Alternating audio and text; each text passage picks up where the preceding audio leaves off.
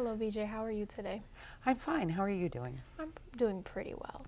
So last night you presented with Tom and Candy, and I just wanted to kind of get a feel on what did you feel was most important about what you said last night? I don't think it was really about what I said so much. It was more Tom and Candy. I was just doing an introduction. It's really tough to do an introduction on the Indigenous Environmental Network because there's so much to say. So I kind of kept it really simple. But I thought everything that Candy and Tom said last night was very important, and I thought it was accepted pretty well by the audience. I'll admit I accepted it pretty well. I actually really liked your guys' talk, by the way. Thank you. So what is your favorite aspect of the IEN? Of last night, or my favorite aspect overall? Overall. Overall. All right.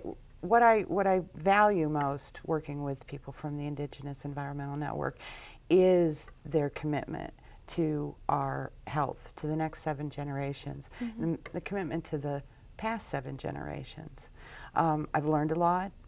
I have been exposed to people who have taught me how to be who I am.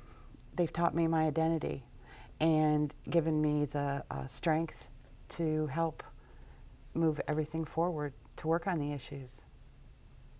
That was a really great answer, actually. So how does your specific skills sort of help the IEN with their progression towards what they want to achieve? It started out just building their website and making sure it was modern and easy to use for the end user. I think my skills still are behind the scenes, helping to promote our issues, not just our issues, but issues across the world, globally, so that people understand what is going on. I think we all live in a pretty tight bubble, and being able to bring these issues to light is, I think, helps the Indigenous Environmental Network. It helps support our work. I would agree. And your website is actually very fantastic. Thank you. So what are your personal benefits working with the IEN? Wow, that's kind of like what I just said. It puts me it puts me in a position to not only work with them, but work with people in my community, so that I know about the issues, and it gives me a certain credibility, a certain level of credibility, so that people can listen, and they'll accept the information that I bring to them, so that they can go forward and do what they can, in our community and change things. Because I always say it has to happen locally. It has to happen at the grassroots level, and that's who we are. We're grassroots. So what is your community, and what problems do they face specifically? Well, I live in Asheville, North Carolina. It's in the heart of the Smoky Mountains. We have a very diverse ecosystem. The biodiversity is still fairly intact. We have, but we also have an insurgence of new people, people who don't understand what this area is worth. And I don't mean worth in money. I mean worth in what it can offer us in the future. So we have to take care of it. We've also been, we're facing extractive industries in our area as well. They want to frack. They want to do hydraulics for fracking, and so far we've stopped them. We live in the middle of an inland tropical or inland rainforest. Okay. And so we want to protect our trees because we still have a lot of hardwoods, and we have, and because of those hardwoods, we have a lot of wildlife, and we want to keep that wildlife, and we also want to stop the uncontrolled development.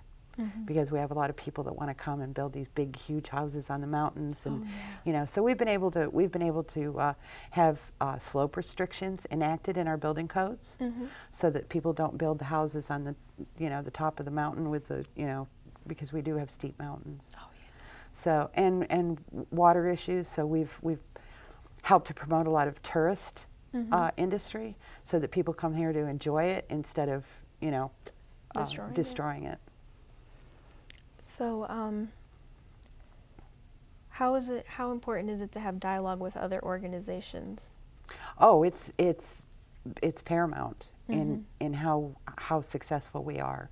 I think the Keystone XL pipeline issue is probably one of the most well known, because indigenous people worked with farmers and ranchers and a wide range of people from different backgrounds. And so the influence that we had helped to make those decisions that the Keystone, at least the northern part of the Keystone, would not be built. Okay. It's never over though, but that shows you the success that we can have. And and the same where I come from, because we have, my Cherokee relatives live there too.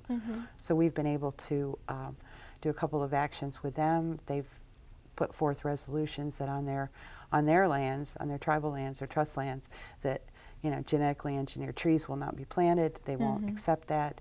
And they also had a resolution to support climate justice, just transition across the board for other tribes. Okay. So how do you begin this conversation with other organizations? Well, I think we choose the organizations that would most likely want to work with us, because their issues are at stake. It's like I'm getting ready with the GE Trees to also talk to the Audubon Society. Audubon Society, because of the birds, the migratory birds, the songbirds, all of that. If our forests go away, so will our trees. So we initiate those discussions. May start at a cocktail party, may start at in the line at the grocery store, and then from there we build. Okay. So, sort of as a final question to wrap things up, so how do you deal with those who can't accept the fact about climate change and the impact that humans have? Oh, that's easy. I do get it. I do get that climate change, for a lot of people, especially here in the United States, they're not suffering. There's a lot of food on the shelves. You know, there's really no shortages. You know, maybe they're a little inconvenienced by a snowstorm, you know, an April snowstorm, you know, or a September snowstorm, or a little bit of early freeze. But I also tell people that they have to look at what we are putting out into our atmosphere, what is in our water, what's in our land, you know, what's in our soils. So it doesn't matter whether they believe in climate change or not, but the chemicals, the persistent organic pollutants and all of that stuff, that's making us sick. So, you know, we have to change the system. You know, it's not just, you know, whether it's climate change or not. Climates do change, yes. Our Earth has changed several times, but the rate in which it's changing is what's dangerous, because we're not going to be able to adapt. So that's, you know, that's what I tell people. I was like, you know, we have a lot of kids with asthma. I grew up, maybe I knew one person with asthma. Now it's pretty much, you know, if you don't have asthma, you know, the kids in school don't have it, it's strange. So, you know, we have to stop poisoning our world. So whether you believe it or not, I'm not going to argue with you. I do agree. And thank you so much for having this discussion with me. You're very welcome. Thank you for asking us.